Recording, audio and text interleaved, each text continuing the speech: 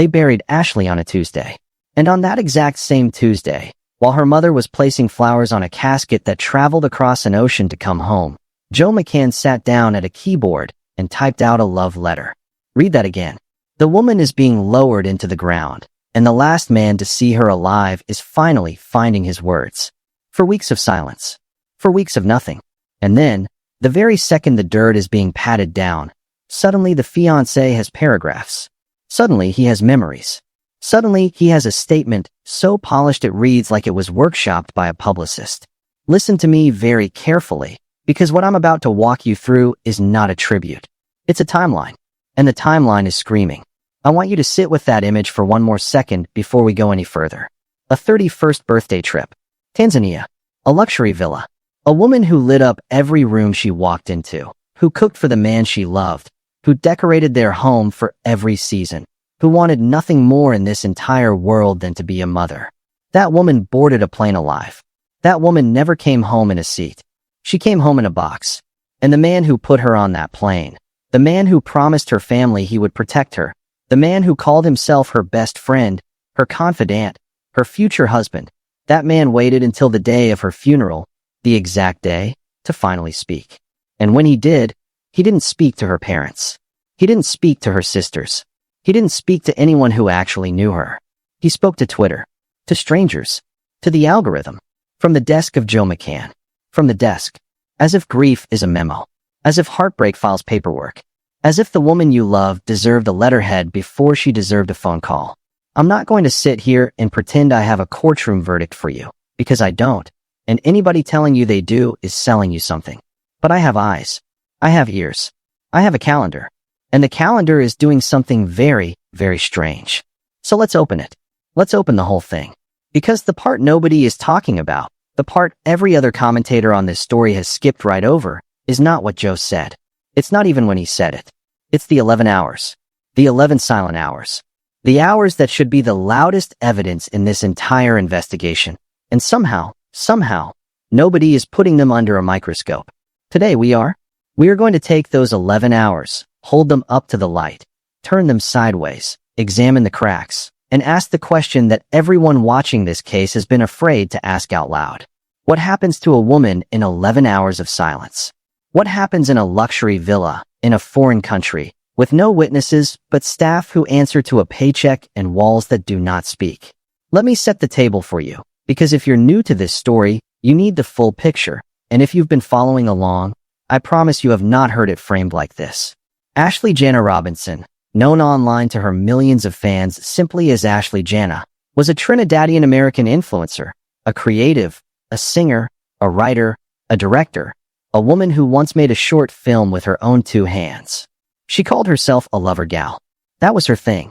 Her whole brand was warmth, generosity. The girl who hosted brunches like they were galas, who decorated for Halloween in October and Christmas in November and Valentine's in February, who turned every ordinary Tuesday into an occasion. She was about to turn 31. And so, like everything else in her life, she wanted to do it big. Tanzania big. Villa big. Safari big. The kind of trip you save for, plan for, post about. The kind of trip a woman takes when she believes she has her whole life ahead of her. The kind of trip you only book when you trust the man you are booking it with. She traveled with the man she was going to marry. Joe McCann. A father. A man she'd built a life with quietly, including, as we now know, a quietly shared home in Portland, Oregon. Not New Jersey, where the public thought she lived. Not Miami, where she vacationed loudly. Portland. A $1.6 million home with a pool and 5 bedrooms, tucked away from the cameras, just down the street from his ex-wife's house. Just down the street from his children. A whole life she was living in private while we were watching the public version. Hold on to that detail, because we're coming back to it. The private life. The life that nobody saw. The life that, by all accounts, Ashlee was about to fully step into as she became a wife and, she hoped, soon, a mother. Hold that thought, because the geography of where this couple actually lived matters more than people realize, and we are going to come back and pry it open in a minute. A few days into the trip, the family says something happened. A dispute. An argument. Big enough that Ashlee picked up the phone and called home. Big enough that she told her family she and Joe were being separated. Now pause. Read those words again. Being separated. Now we are taking space. Now we had a fight. Being separated. As in by someone. As in an outside party. As in, things had escalated to the level where a third person was involved. That is not a normal lover's quarrel. That is not a we slept in different beds tonight situation. That is a moment that required intervention. Hotel staff. Villa security. Concierge. Someone, somewhere, walked in on something bad enough that they had to physically pull two adults apart. And Ashlee, in that moment, made a phone call. She reached out. She told her family. And then, after that phone call, the line went dark. For 11 hours. 11 hours. Now I want you to imagine being her mother. Imagine being Yolanda. Your daughter calls you from across the world, halfway around the planet, in a country you have never been to, in a villa you have never seen, with a man she traveled there with, and she tells you something is wrong. Something is wrong enough to mention. Something is wrong enough to call. And then, silence. You text. Nothing. You call. Nothing. You sit by the phone. You stare at the time zones. You calculate. Did she go to sleep? Did she lose service? Is she okay? Please be okay. Please pick up. Please, please, please. And the clock keeps moving. 1 hour. 3 hours. 5. 7. 9. 11. 11 hours of a mother's heart slowly understanding that something has gone terribly, terribly wrong. And then the phone finally rings. But it isn't Ashlee. It's Joe. And Joe says she's in the hospital. But she's going to be okay. She's going to be okay. He says it like he believes it. Or like he wants them to believe it. And then, shortly after, another phone call. This one not from Joe. This one from the hotel. And the hotel doesn't say she's going to be okay. The hotel says she's gone. Stop. Just stop right there. Why is the hotel calling? Why is the man she traveled with, the man who allegedly took her to the hospital, the man who supposedly was right there beside her, why is he not the one delivering the most devastating news a family will ever hear in their lives? Why does a stranger at a front desk in a country 8,000 miles away end up being the messenger? You have the phone in your hand. You just used it 11 hours after the fight to say she was fine. You knew her family. You knew her mother's voice. And in the moment that mattered most, the moment that defines a lifetime, you handed the phone to a stranger. Or worse, you didn't pick up the phone at all. That, right there, is detail number one that does not sit right. And we have not even gotten to the autopsy yet. We have not even gotten to the surveillance footage yet. We have not even gotten to the missing belongings yet. We are barely scratching the surface of what is wrong with this picture, and the picture is already painting a very dark portrait. Let's get to it. The Tanzanian autopsy was completed on April 14th. The cause of death listed by Tanzanian officials, according to local outlet reports that have not been independently verified, was cerebral hypoxia due to strangulation and suffocation. Now, I want you to read those words slowly. Cerebral hypoxia. That is the brain being deprived of oxygen. Strangulation. That is hands, or a ligature, or pressure applied to the neck. Suffocation. That is air being cut off. Those are not the words of an accident. Those are not the words of a slip and fall. Those are not the words of a sudden medical event in a luxury bathtub. Those are the words that describe something done to a person. Done. By something. Or by someone. And remember, when this case first broke, what were the authorities leaning toward? They were leaning toward calling it self-inflicted. Open and shut. Move along.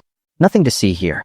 And it was only after the internet, after social media, after thousands and thousands of people refused to let it go, that the authorities suddenly decided maybe we should look a little closer.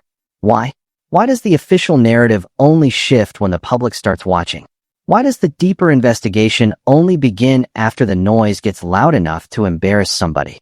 I'll tell you why. Because these cases, when they happen abroad, in countries where the victim is a foreigner, in countries with limited resources, in countries where the local hotel and the local economy depend on tourism, these cases have a tendency to get tied up with a neat little bow and a neat little label and a neat little file folder marked closed. And the families, the heartbroken, devastated, 10,000-mile away families, are expected to nod and accept it and go home and grieve quietly. But Ashlee's family did not nod. Ashlee's family did not accept it. When her body came home, they did the one thing every family in this situation should do if they have any doubt at all. They commissioned their own autopsy. An independent one. An American one. One that answers to no foreign embassy, no foreign tourism board, no foreign police force. And those results, those independent American autopsy results, have not been publicly released yet. But the family is waiting. And they are watching. And, critically, they have not once, publicly cleared Joe McCann of any wrongdoing. Read that again. They have not cleared him.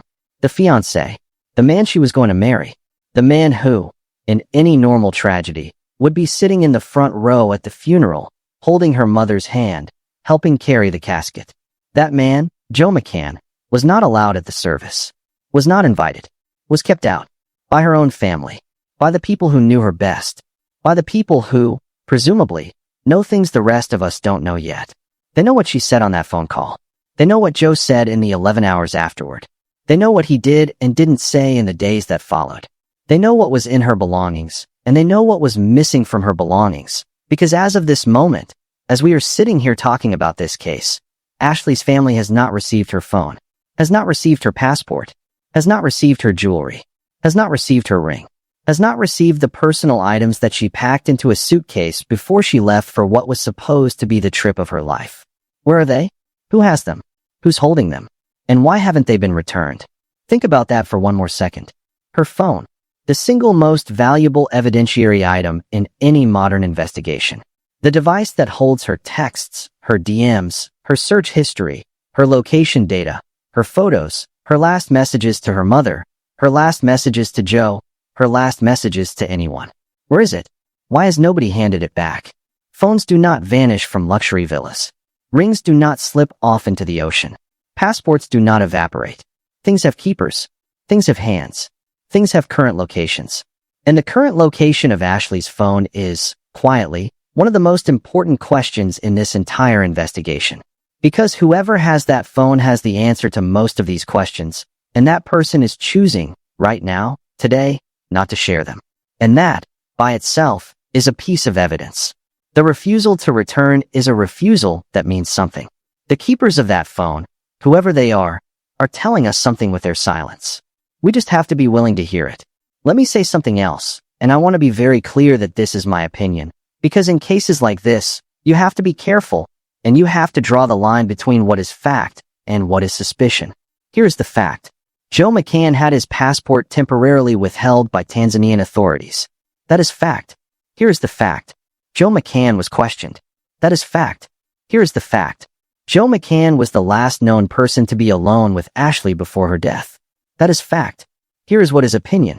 The behavior of a man in mourning, a real, legitimate, gut-shattering mourning, does not look like a polished press release dropped on the day of a funeral. It does not look like a carefully crafted Twitter thread.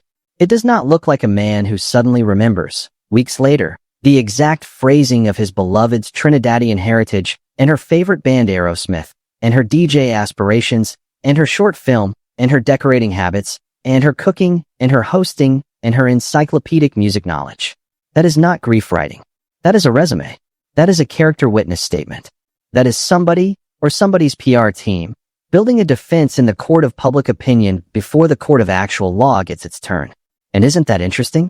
Isn't it interesting that the statement reads like it was rehearsed in front of a mirror?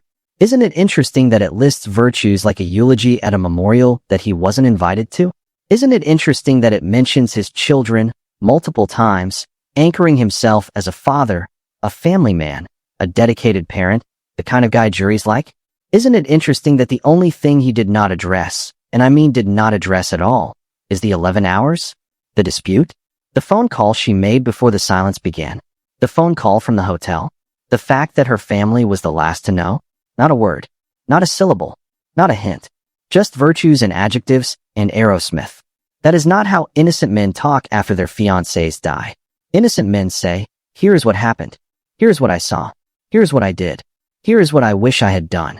Innocent men give their families the answers they are screaming for. Innocent men show up at funerals. Innocent men do not need adjectives. They need answers. Innocent men do not curate their grief. They live inside it. Now let's go back to Portland.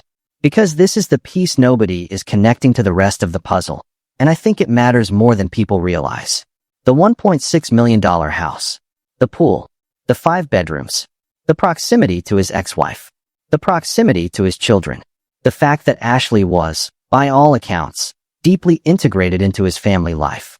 Joe Budden mentioned, on a podcast, that Ashlee would tell him she couldn't come out because she was with her man and his kids. The kids she helped raise. The kids she cooked for. The kids she decorated for. That was her life. That was her future. That was a woman who had moved across the country and was building a real, quiet, domestic life with this man, while still maintaining the public Ashlee Janae brand for her audience. And what happens to that woman when she gets engaged? What happens to her assets? What happens to her income streams? What happens to her brand? What happens to her social media accounts, her royalties, her sponsorship deals, her real estate equity, her share of that $1.6 million home? I am not making any accusations. I am simply asking the question that nobody else is asking. Because in the world of high net worth domestic tragedies, follow the money is not a cliche. It is the entire blueprint. And here's the thing about Portland that almost no one is mentioning. That house, that $1.6 million house, was not a house Joe lived in alone before Ashlee. That was, by every account I have been able to dig up, a house they shared. Together. As a unit. Which means there are bank statements. There are joint accounts, possibly. There are utility bills with both their names. There are signatures on documents. There is a paper trail of a real, legal, financial entanglement that did not begin and end in Tanzania.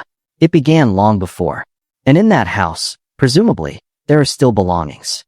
Her clothes, her jewelry box, her laptop, her notebooks, her short film footage, her decorating supplies for whatever holiday was coming up next. All of it, sitting there, in a house that, right now, only one person has access to. And that person is the same person who came home from Tanzania without her. Let that sink in.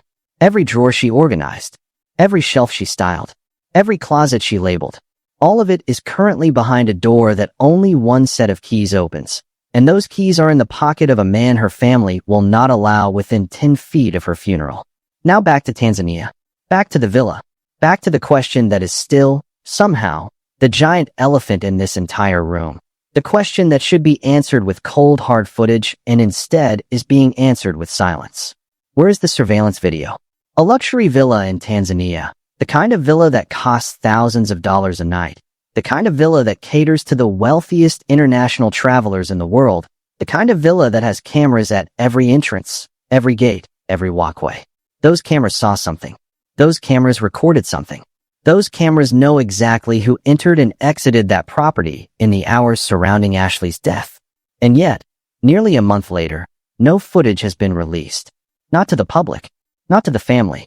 Not, that we know of, to American investigators. Why? What are they protecting? Who are they protecting? And how is it possible that in 2026, in a world where every gas station has a camera, the property where a young American woman lost her life cannot or will not produce the one piece of evidence that would resolve this case in an afternoon? Let me say one more thing about that footage, because it deserves more than a passing mention. Surveillance footage is, in modern criminal investigations, the single most powerful piece of evidence that exists. It does not lie. It does not forget. It does not shape its memory based on who is asking. It just shows. And in this case, the absence of that footage, the silence around that footage, is its own kind of testimony. Because there are only 3 reasons a luxury villa does not release surveillance video in a case like this. 1, the cameras were not working, which is, frankly, almost impossible at a property of that caliber. 2, the footage shows nothing, which contradicts every other thing we know about the case. Or 3, the footage shows something that someone, somewhere, has decided the public is not allowed to see. There are no other options. Pick the one that lets you sleep at night. I will tell you which one I picked. And I will tell you it has not been letting me sleep at all. I want to talk about something else, too. And it's something I haven't seen anyone bring up, and frankly it haunts me. The pattern. The pattern of American women, beautiful, vibrant, full of life, traveling abroad with a partner, and then never coming home. We've seen this story before. We've seen it again and again. We've watched the headlines wash over us, and we've shaken our heads, and we've moved on, and we've forgotten. And every single time, the playbook is the same. There is a dispute. There is a separation. There is a phone call to home that goes unanswered. There is a delayed report. There is a foreign autopsy that says one thing. There is a domestic autopsy that takes longer to come out. There is a partner who lawyers up. There is a partner who goes silent. There is a partner who, eventually, releases a polished statement. There is a partner who, sometimes, gets cleared. And there is a family, always, always, always, who is left holding the question for the rest of their lives. Did the system fail my daughter, my sister, my friend? The pattern is so consistent, it is almost a screenplay. And right now, beat for beat, line for line, we are watching that screenplay play out in real time. And I refuse, absolutely refuse, to look away. Here's what bothers me most about Joe's statement, and I want to take a moment with this because I think it deserves to be sat with. He calls her his best friend. He calls her his confidant. He says she fattened him up with her cooking. He says she had a great relationship with his kids. He says she was a creative genius. He says she was an angel. He says she was a lover gal. He says, and I quote, "What Ashlee desired most was to become a mother and to raise a family together." There is no question that she would have been an amazing mom. Read that line again. What Ashlee desired most was to become a mother. The thing she wanted more than anything in this entire world. The dream she carried. The future she saw. And he is the man who took her on the trip from which she did not return. He is the man who was the last to be with her. He is the man who let 11 hours pass before reaching out. He is the man who, when the call finally came, said she was fine. He is the man who let a hotel clerk deliver the death notice. He is the man who, weeks later, sat down at a keyboard and chose, on the day she was buried, to drop a press release. And in that release, he chose to mention her dream of motherhood. The one thing she would never get to do. The one thing he could never give her now. Use that detail however you'd like. I'll just sit with it. I want to say something about polish. About the cleanliness of his statement. About the way it reads. Because grief, real grief, the kind that hollows you out and leaves you a shell, does not produce paragraphs like that. Real grief produces fragments. Real grief produces 3 sentences and a sob. Real grief produces, I can't even talk about this right now. Real grief produces silence followed by chaos followed by silence again. Real grief is messy. Real grief is incomplete. Real grief leaves you unable to spell your own name for days. What Joe published was not grief. What Joe published was a brochure. It listed her virtues like a real estate listing lists features. Encyclopedic music knowledge. Holiday decorating. Hosting talents. DJ aspirations. Trinidadian roots. Aerosmith fandom. Short film direction. Cooking. Generosity. Compassion. Empathy. Each one a check mark. Each one a defense. Each one a brick in the wall he is building between himself and the suspicion that is, fairly or unfairly, growing around him by the day. And the bricks are stacked very, very neatly. Almost too neatly. Almost as if somebody helped him stack them. And let me push that one step further. Because the man, by his own description, is a father. A working professional. Not a poet. Not a memoirist. Not a writer by trade. And yet the statement he produced reads like the work of a person who was paid to produce it. Whether he wrote it himself with a thesaurus open, or whether somebody else wrote it for him and handed it to him to sign, the result is the same. The result is a document that does not match the man. It matches the situation he is in. There is a difference.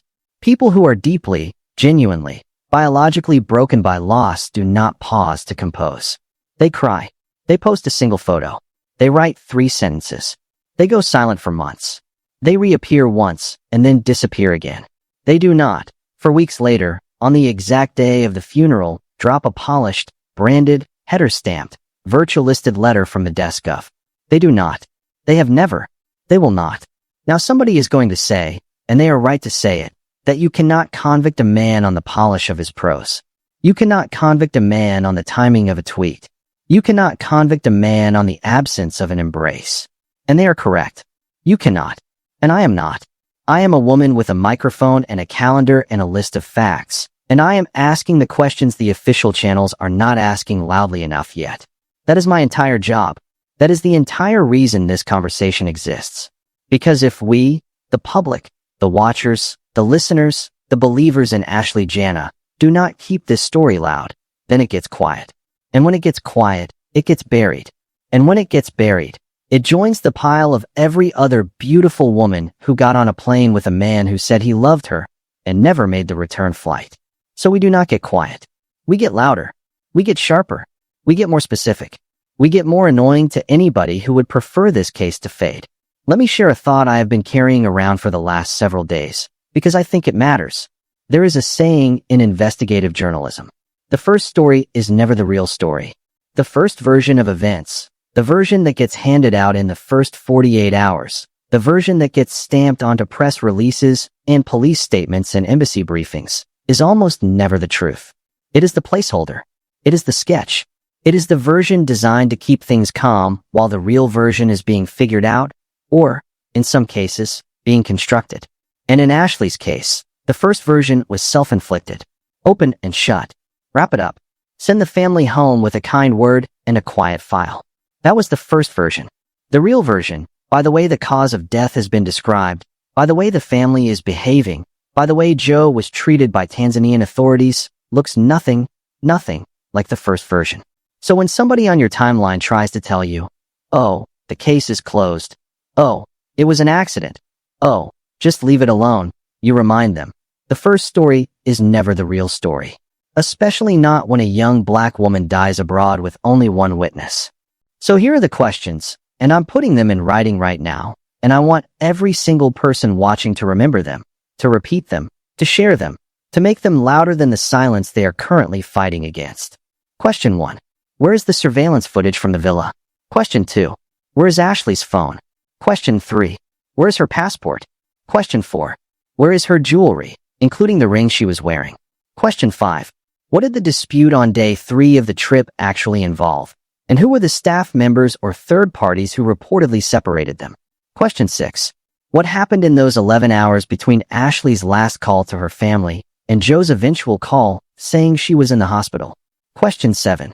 Why was the call delivering the news of her death made by the hotel and not by the man she traveled with?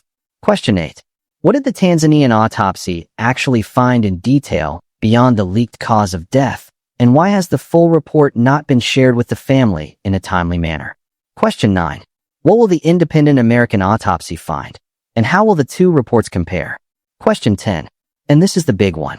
Why, in nearly a month, have we not heard a single direct, unscripted, sit-down conversation from Joe McCann about the actual events of that night? Not a tweet. Not a memo. Not a polished tribute. A conversation. With words that aren't curated. Until we get answers to those 10 questions, this case is not closed. This case is not solved.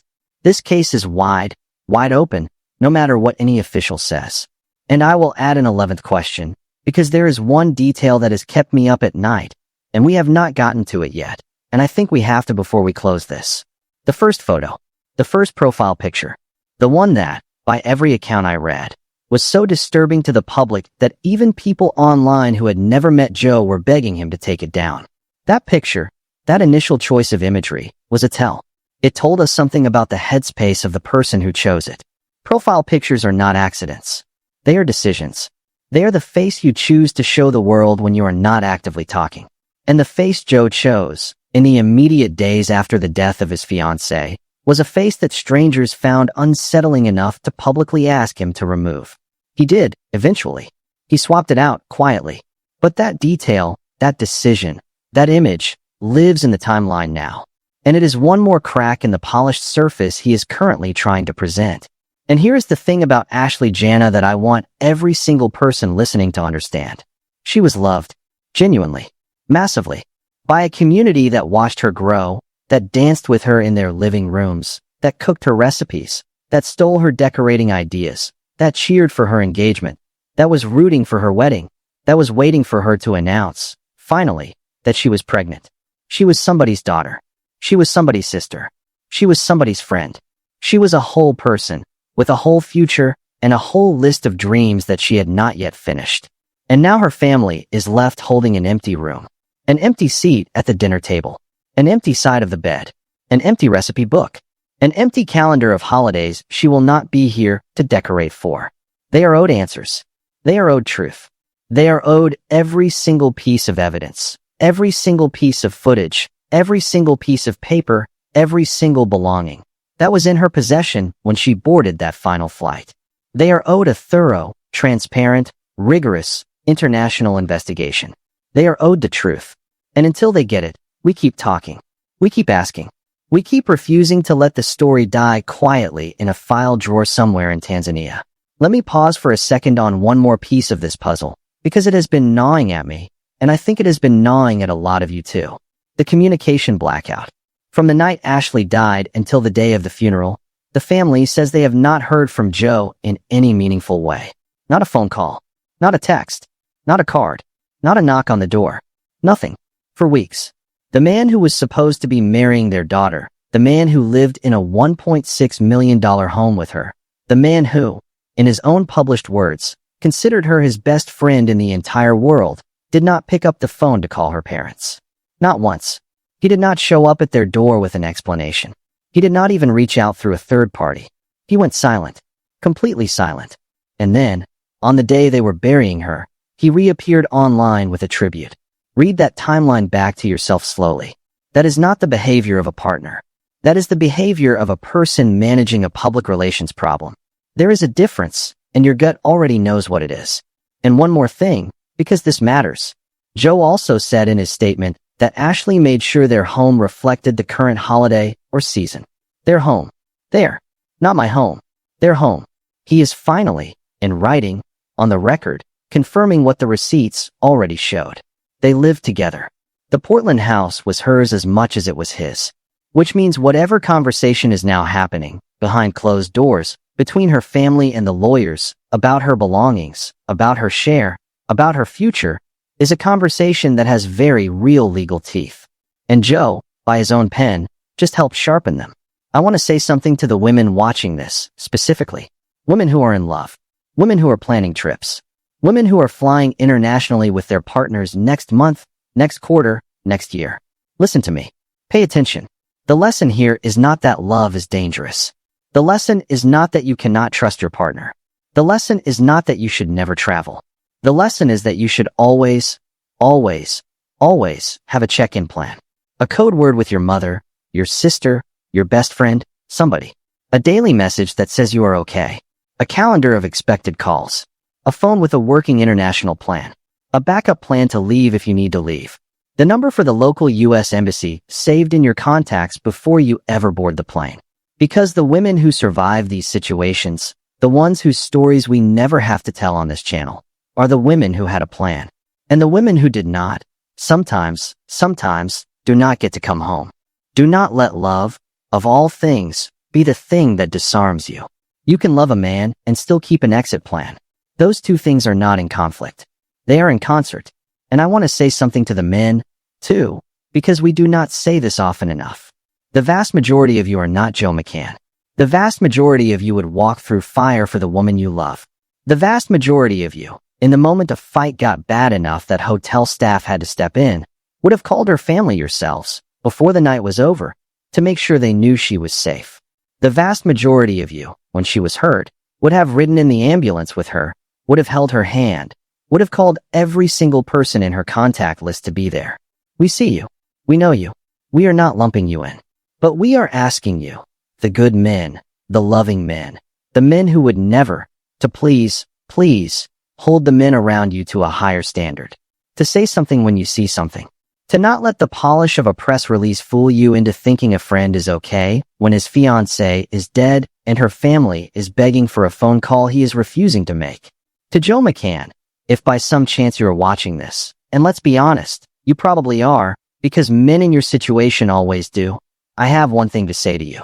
If you are innocent, then the path forward is so simple it is almost laughable. Sit down. Open your mouth. Tell the story. Tell the family. Tell the investigators.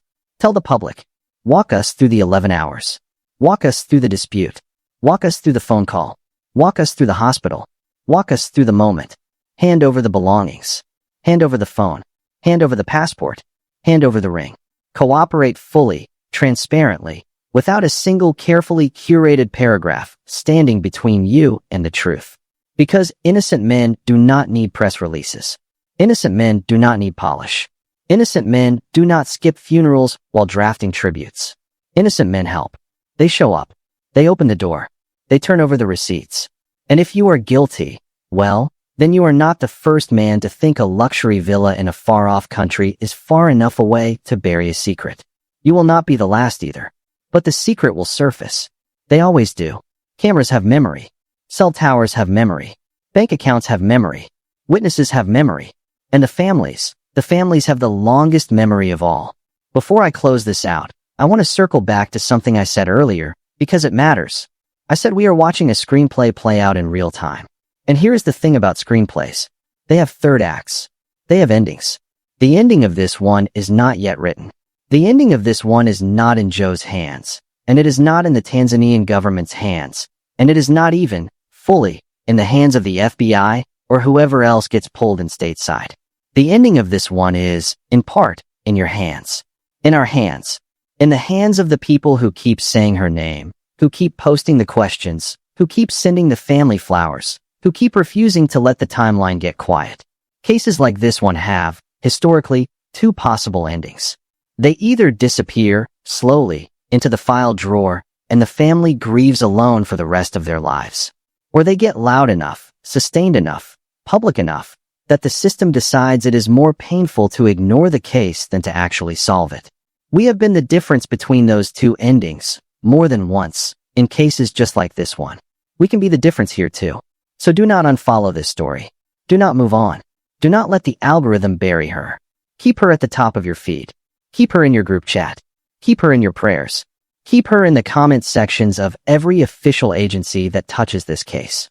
Make her unforgettable, because that is the only way she ever gets justice. And one last thing before I sign off, because I think this is the part that, more than anything else, needs to be said clearly. Ashlee was not a headline. Ashlee was not a tweet. Ashlee was not a hashtag. Ashlee was a daughter who called her mother from across the world because she was scared. That is the part that breaks me. That is the part one cannot stop thinking about.